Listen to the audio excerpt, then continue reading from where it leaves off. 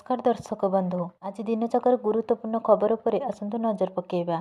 प्रथमे सरकारଙ୍କ बड़ निष्पत्ति सप्ताहरे केवल 4 दिन खोला रहिबो ऑफिस एवं स्कूल। तेल संकट भितर बड़ घोषणा। मध्य प्राच्य बढ़ुथिबा उत्तेजना एवं गभीर शक्ति संकट दक्षिण एसीय देशगुड़िक पंगु कर देछि। पाकिस्तान पर श्रीलंका एबे एक गुरुतर इंधन अभावर सम्मुखीन होइछि। देशरे तेलर प्रत्येक बुंदा संरक्षण करिबा पई सरकार एक कठोर एवं ऐतिहासिक निष्पत्ति नेइछन्ति। एहा भितर सोमवार मार्च 16 तारिख रे श्रीलंका सरकार आनुष्ठानिक भावरे देशरे 4 दिनिया कार्य सप्ताह कार्यकारी करने घोषणा करथिले। सरकारी प्रतिष्ठान स्कूल एवं विश्वविद्यालय गुड़िक एवं एबे सप्ताहरे केवल 4 दिन कार्य करिवे। ईंधन संरक्षण करिबा पई सरकारी कार्यालय एवं शिक्षानुष्ठान गुड़िक प्रति बुधवार संपूर्ण बंद रहिबो। निज घर छात उपरे मागणारे लगान्तु सोलार पैनल। सरकार आनिले बड़ स्कीम। एही योजना अधीन रे योग्य परिवार छात उपरे 1 किलोवाट सौर यूनिट स्थापन करा जिवो। एहा एक कॉम्पैक्ट किंतु अत्यंत कार्यक्षम सेट हेबो जहा परिवार दैनंदिन विद्युत आवश्यकता को सहजरे पूर्ण करि परिबो। एही निर्दिष्ट सौर यूनिट छोट परिवार रे आवश्यकता को दृष्टि रे रखी डिजाइन करा जायछि। सौर यूनिट सूर्य किरणरु विद्युत उत्पादन पई डिजाइन होइथिबा दुईटी पैनल धारण करिबो। एही शक्ति को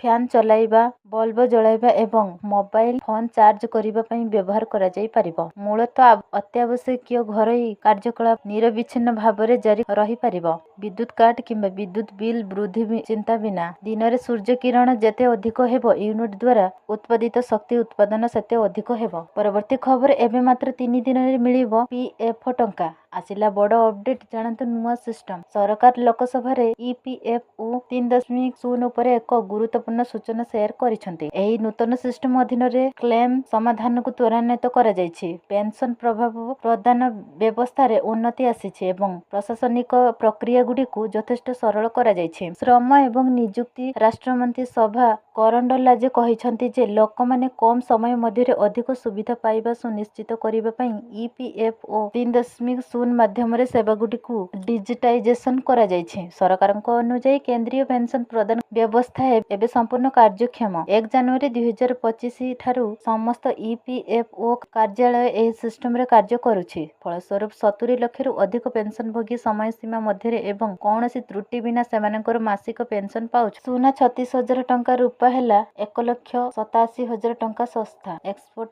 चकित रेकर्ड अनुसार सुना मूल्य पूर्वरु प्रति 10 ग्राम 1.93 लाख टंका छुईथिबा बेले रूपा किलोग्राम पिछा 4.39 लाख टंका रे पहुंचीथिला। किंतु आज मूल्य अनुसार सुना प्रति 10 ग्राम 1,56,891 टंका रहिछि, अर्थात प्राय 36,000 टंकार ह्रास देखा जायछि। सेहि बळी रूपा 2,58,000 टंका होइछि। एथिरे प्राय 1.87 लाख टंकार ह्रास परिलक्षित हेउछि। विशेषज्ञଙ୍କ मतरे सुना एबे किनिबा पई सठिक समय नुहे। आगामी एप्रिल मास सुधा दर आहुरी कमी पारे। अंतर्जातीय बजार रे सुना $5,000 रु खसी $4,700 को आसी पारे। एही स्थिति रे भारतीय बजार रे सुना 1.45 लाख टंका एवं रूपा 2.35 लाख टंका को खसी आसीबार संभावना रहिछि। बजार विशेषज्ञଙ୍କ अनुसार भू राजनैतिक उत्तेजना सत्ते किछि आर्थिक कारण जोगु दर कमुछि। परवर्ती खबर एणिकी अंडा उपरे एबे लागिबो एक्सपायरी डेट। सरकार आनुछन्ती नुआ नियम। उत्तर प्रदेश रो योगी आदित्यनाथ को नेतृत्वाधीन सरकार एक गुरुत्वपूर्ण निष्पत्ति नेइछन्ती, जहा द्वारा अंडा उत्पादक माने 1 एप्रिल रु प्रत्येक अंडा रे एक्सपायरी डेट लेखिबा बाध्यतामूलक हेबो। एही पदक्षेप रो उद्देश्य हेउछि खाद्य सुरक्षा वृद्धि करिबा एवं ग्राहक सचेतनता को प्रोत्साहित करिबा। पशुपालन विभाग द्वारा प्रदान करा जायथिबा सूचना अनुसार एक्सपायरी तारीख सहित अंडा दिया जायथिबा तारीख मध्ये एथिरे लेखा जिबा आवश्यक। विभागर अतिरिक्त मुख्य सचिव मुकेश मेश्राम कहिसंती जे एही नियम पालन न करिथिबा व्यवसायी एवं चाषी माने परिमाणर सम्मुखीन हेबे। हुएत सेमानकर उत्पाद गुडी को नष्ट करा जिवो किंबा अंडा गुडी को मानव व्यवहार पई उपयुक्त नुहे भाबरे लेबल करा जिवो। परवर्ती खबर एलपीजी संकट भितरे खुशी खबर। कमिबो गैस दर आज उपकूल छुईबो नंदा देवी। देश रे बढ़ी चलीथिबा एलपीजी संकट मध्यरे किछिटा आश्वस्ति मिलिछि। ईरान सरकारक स्वतंत्र अनुमति परे भारतीय जहाज पई पथ परिष्कार होइछि। सोमवार एलपीजी बोझेई जहाज शिवलिक रो गुजरात रो मुंद्रा बंदर रे पहुंचीथिला, जेतेबेले आज मंगलवार नंदा देवी एवं असजित तैल परिवहनकारी गोज ସହଜ ଲାଡଲି